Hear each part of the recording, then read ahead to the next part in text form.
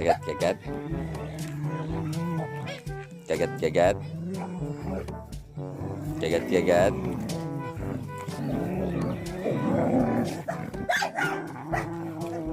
Kagat-kagat. Kagat-kagat. Sino ang mananalo? Sige. Kanina pa kakagat ang dalawang to. Pero wala pa rin nananalo.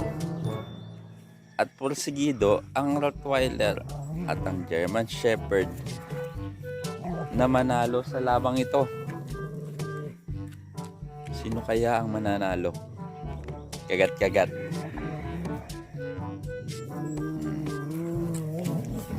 So ang 9 months old na German Shepherd na babae at ang Rottweiler na almost 7 years old ay naglalaban pa rin hanggang ngayon. Kagat.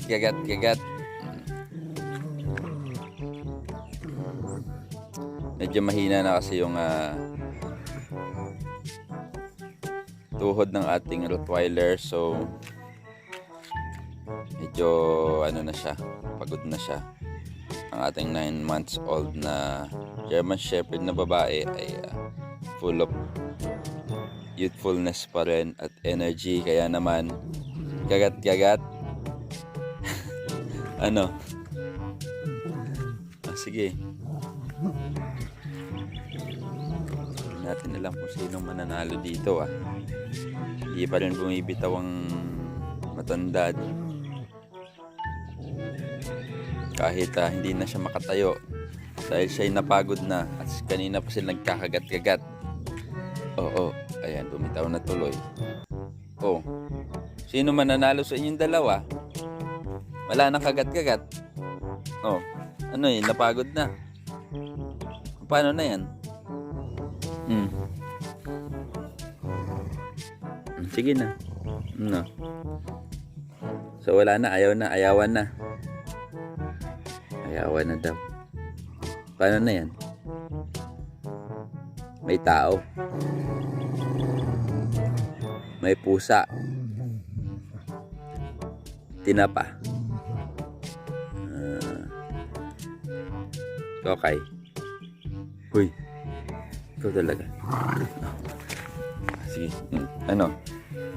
Wala, inaasar na lang ni Kokay si Scowler. Kagat. Ikaw, wala na. Ayaw mo na. Ayaw mo na magkagat-kagat.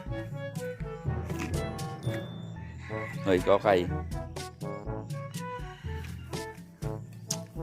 So, yan po. Si Kokay ang nanalo dahil siya ang huling nakakagat ng kanilang pinag-aagawang basahan.